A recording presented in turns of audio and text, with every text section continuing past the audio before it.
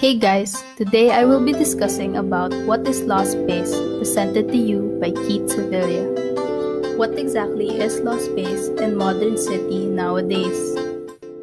The lost spaces are the undesirable urban areas that are in need of redesigning since it makes no positive contribution to the surrounding of the users of the city.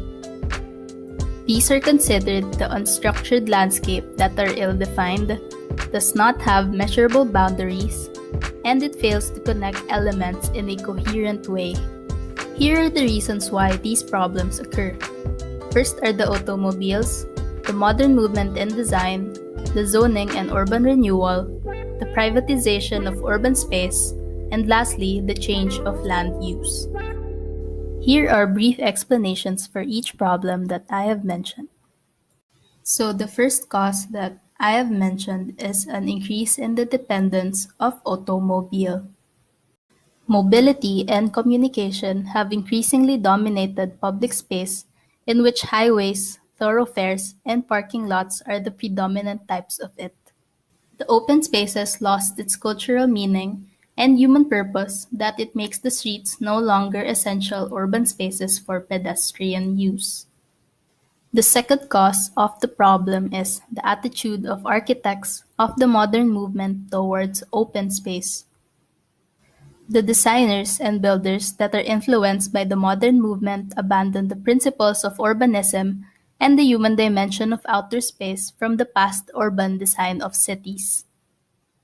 Modern city now has become an environment of high-rise towers, enclosed malls, mid-block arcades, and sunken or raised plazas, which made the loss of a collective sense of the meaning of public space.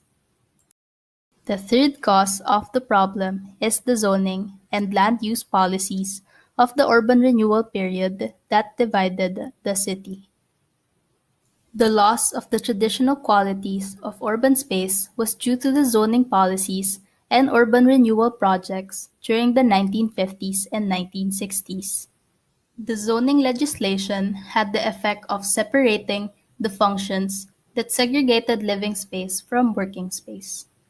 The impulse was to clear the ground, sanitize, and promote human welfare through the segregation of land uses into discrete zones, although it failed to recognize the importance of spatial order to the social function of the area. The fourth cause of the problem is the unwillingness on the part of contemporary institutions, public and private, to assume responsibility for the public urban environment. The city of collective spaces were transformed into a city of private icons that it became a showplace for the private ego at the expense of the public realm through the ill-placed buildings, frequently violated height ordinances, varied materials, and the facade styles. But in the modern city, each element is the responsibility of a different public or private organization, and the unity of the total environment is lost. The institutional neglect of the public realm is a monumental problem because of minimal investment in maintaining public space and a general lack of interest in controlling the physical form and appearance of the city. The last cause of the problem is the abandonment of industrial, military, or transportation sites in the inner core of the city. The relocation of industry, obsolete transportation facilities, abandoned military properties, and vacated commercial or residential buildings have created vast areas of wasted or underused space within the downtown core of many cities. The abandoned warehouse, factory, or wholesale outlet may have attractions as centrally located, architecturally interesting, and relatively inexpensive housing, while the vacant lands can be temporarily used for productive urban gardens, commercial horticulture, or neighborhood playgrounds. The contribution that well-conceived spatial changes might make to the urban fabric of the entire city offers social advantages that go far beyond those of economic gain.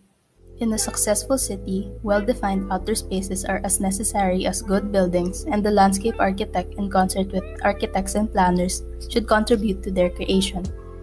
The designer should create site plans that become generators of context and buildings that define exterior space rather than displace it, because people's image of and reaction to a space is largely determined by the way it is enclosed. We need to reclaim these lost spaces by transforming them into opportunities for development by doing creative infill and recycling that can incorporate such residual areas into the city's historic fabric, and the local governments can allocate funding to stimulate private investment through community development programs. So how can we give structure to our urban spaces so that there's a unifying framework of architectural form and style? First is to establish a framework of design rules for streets, squares, and open spaces to the urban design of individual buildings.